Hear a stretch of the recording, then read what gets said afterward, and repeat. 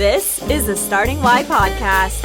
Here we ask entrepreneurs, actors, investors, innovative, and artists on the why they are doing what they are doing, what motivates and drives them, and why can't they stop.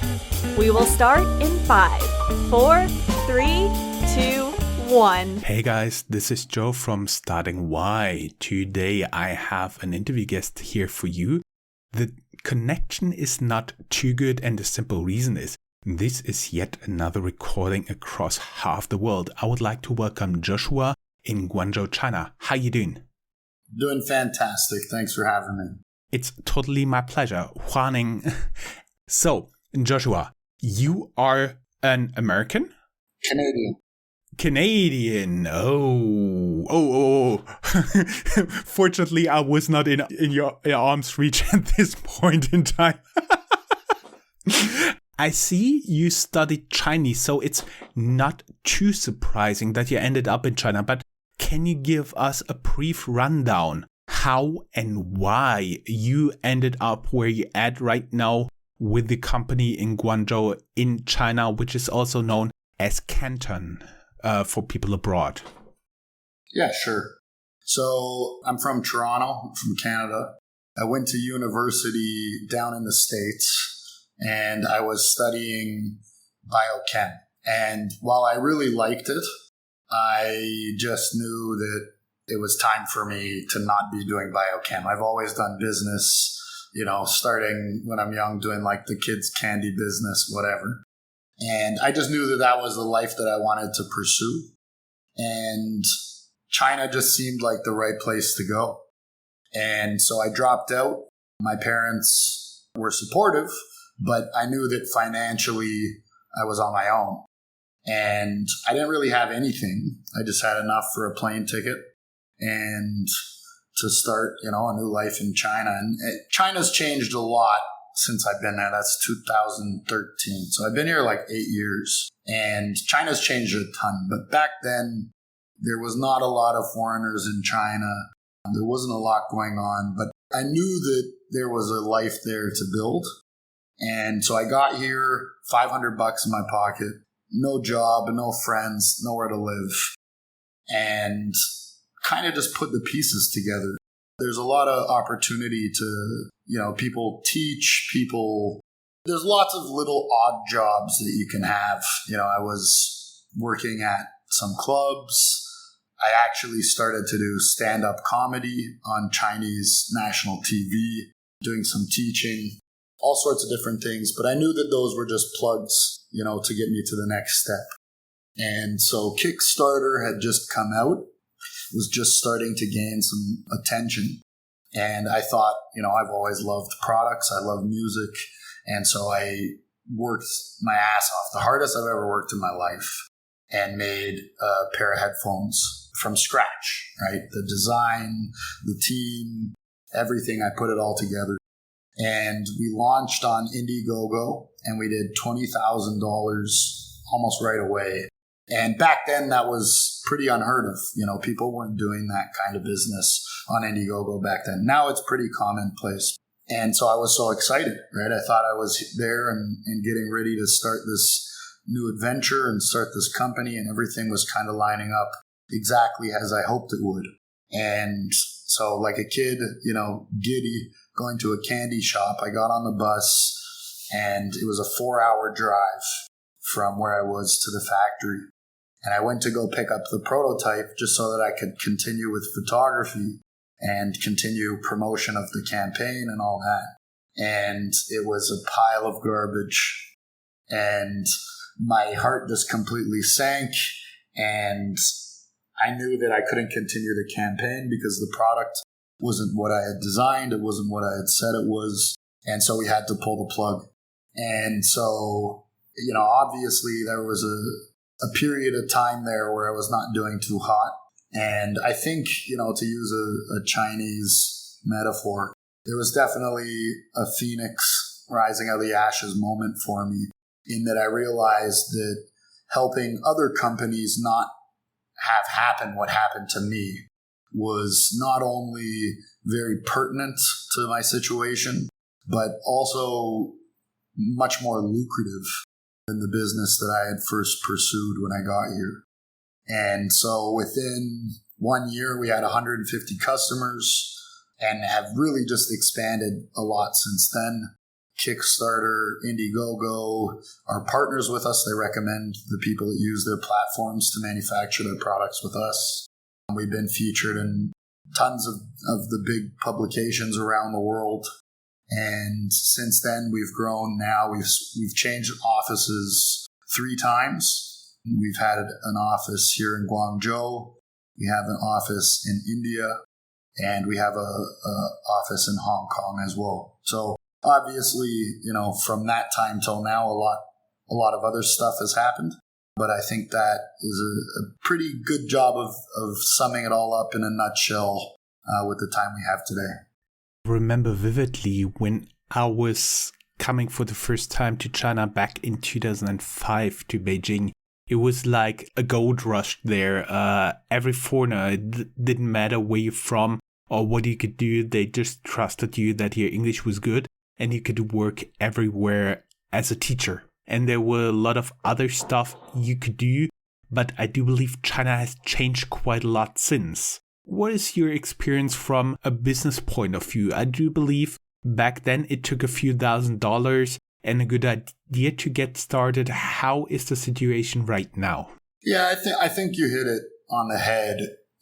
Back then, China was closed for most of China's recent history, and it's only opened up since the 80s, right? It's not the same as it is in Canada or Germany or America, right? It's been quite sheltered to foreign presence.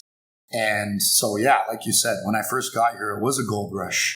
Basically, just being a foreigner was enough merit and gave you enough credibility to do basically anything that you wanted. And so that was interesting. But yes, the times have changed enormously. From then till now, basically, you need to be good at what you do. You need to be great because the culture here is no longer interested in just the fact that you're a foreigner.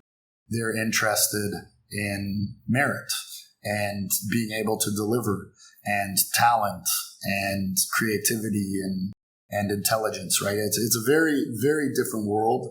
It's changed so much since when I first got here. But I think that's good, right? It really has raised the bar for the type of talent that's come in from international places. And I think it's made for a much more competitive landscape. I actually have to tell you, one of my deepest going experiences in China was when the Chinese people told me about the competitive pressure, which starts very early on. It's not uncommon for elementary students to sit there late in the evening until maybe even 10 o'clock and to study because the pressure is so hard. There's such a lot of competition. Maybe in Germany there are 1,000 people who can do what you're doing, but in China there may be millions. So there is an extreme pressure there. And you now feeling the same? Yeah, I think so. The industry that we're in obviously caters to an international community. So I'm not competing with Chinese competitors as much, but I'm more working with them. But in terms of the competitive landscape here, absolutely, right? And it does start, like you said, from a young age because Chinese know they have the Gaokao, right? The standardized tests pre-university. And that test, your result on that test, basically will be with you the rest of your life. From that test is decided which university you go to, and from there, which job you'll get. So definitely from a young age, and obviously with a pretty enormous population, there's a lot of competition here for sure. And yeah, you have to work very hard here to rise to the top. How did you work hard and what did you learn during the last few years just to stay on top of the game? I'm very sure you had to adapt and adjust quite a lot. What are some of the interesting lessons, not necessarily only for China, but as an entrepreneur, what you've learned, what you've wished somebody had told you before you started? I think the biggest is being able to pivot. I got stuck out of China for almost the whole year. I was in Bali, and then I was in the Pacific Ocean in the west side of Canada. So I don't get a lot of sympathy for where I was stuck. But it was hard because my whole life is here. My friends, my created version of family, my life is here. And of course, it was nice to see my actual family back in Canada and in the US. But I couldn't be back. And the business that we have has relied heavily. I don't know how good your Chinese is, but guanxi, right? On relations. Yeah.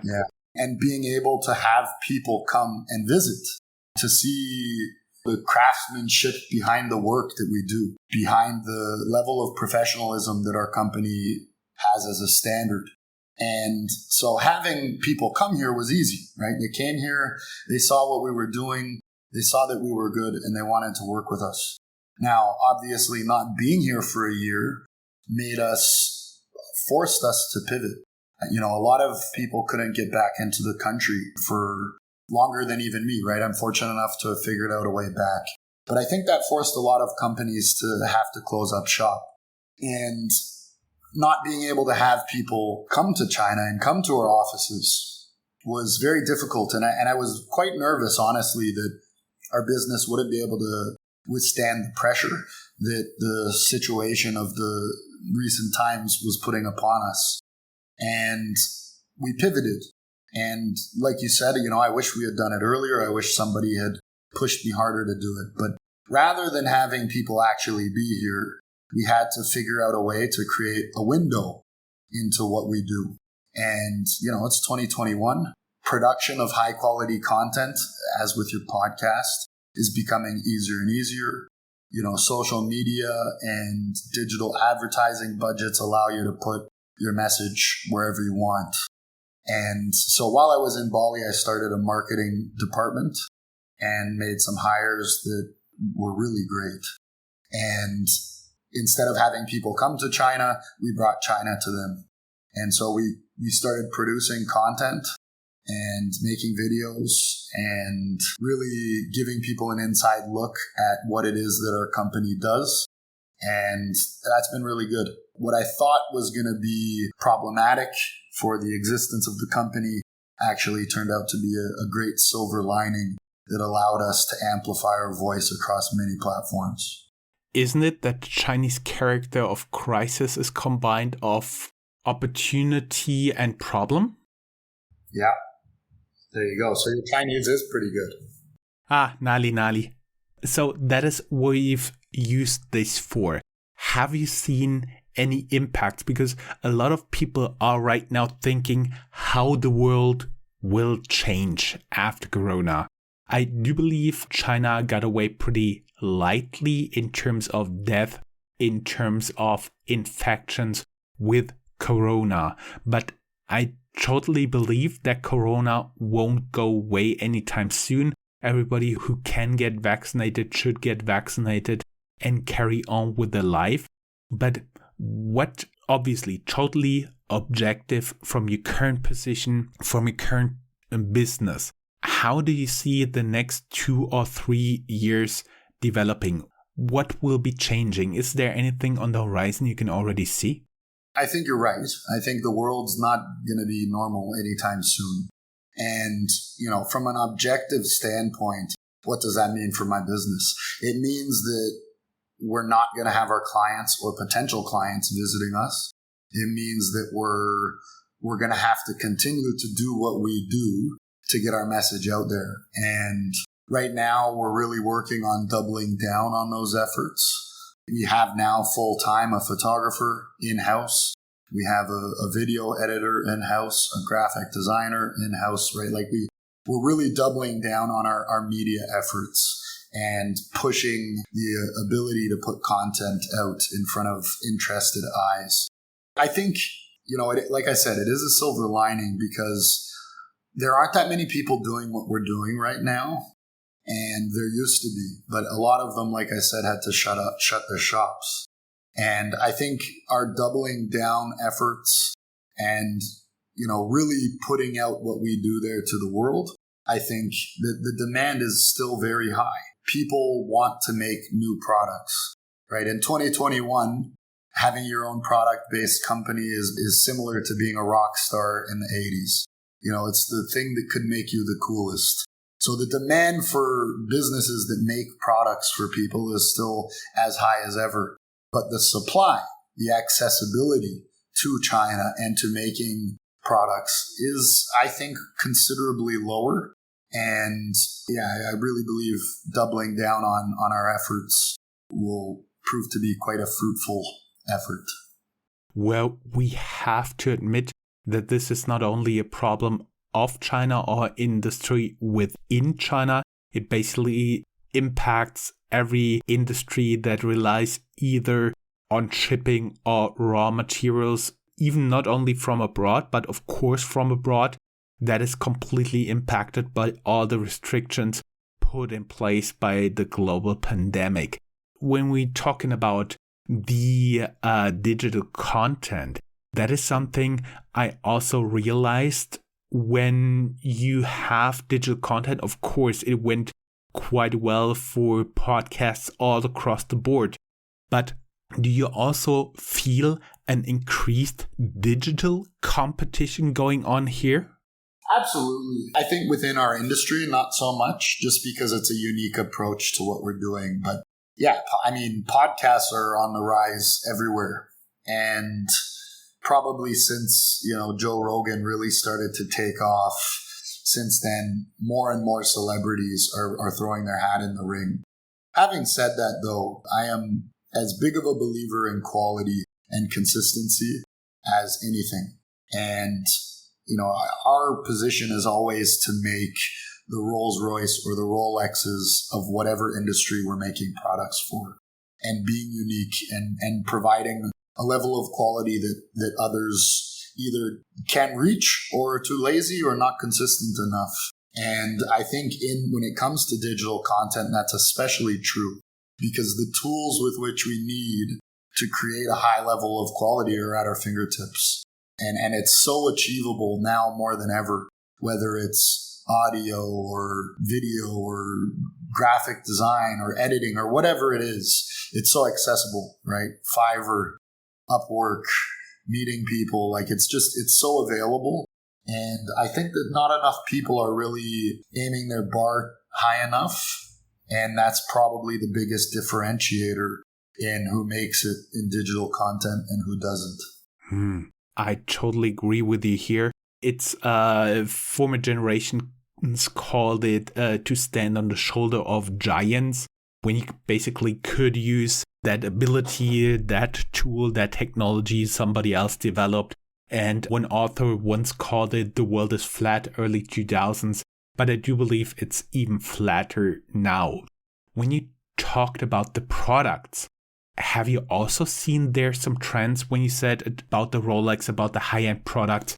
In terms of product, what you're offering? Let me take you on a little journey, because I used to be a big fan of crowdfunding. For example, I was one of the very first in Germany to have this desktop charging station with multiple plugs. That was something really, really new at this point in time. And I remember when I brought it to the shared office when I was working in consulting at this time, I was getting, oh, what's that? Can I also plug in my iPhone? Can I plug in my Android device? Yeah, just plug in a different charging cable. Oh, that works really. Oh, and I think a little bit of this novelty went away. Plus, I also had some bad experiences. As you said, basically crowdfunding projects, likely not through any fault of their own, which just couldn't deliver and refunded parts, all of the money I sent to them. But at one point, there was so much that it got less interesting. Can you have a look, let's say 1 or 2 years in the future, what will be on the horizon? Because at the first, it was like very little technical gadgets. Now I'm seeing more stuff, a little bit more advanced, like high-end headsets, microphones, smart mirrors and stuff like this. Do you see the crowdfunding projects getting in terms of hardware, in terms of quality, more complex, better quality and stuff like, is this what you're seeing in your clients? Yeah, absolutely. Right.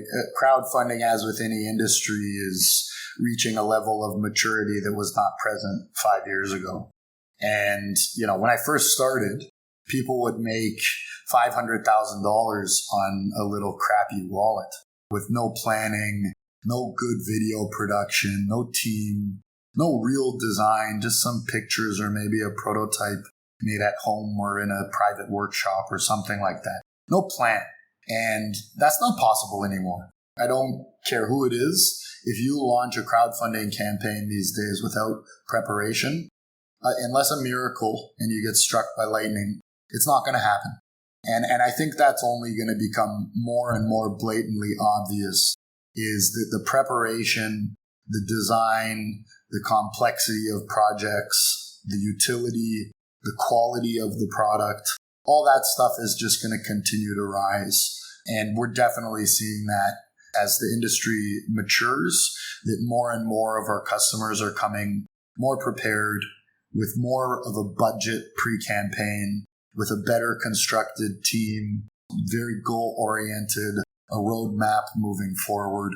Those are probably now a little bit more of requests from the crowdfunding community, but I think over the next few years, they're going to be absolutely mandatory.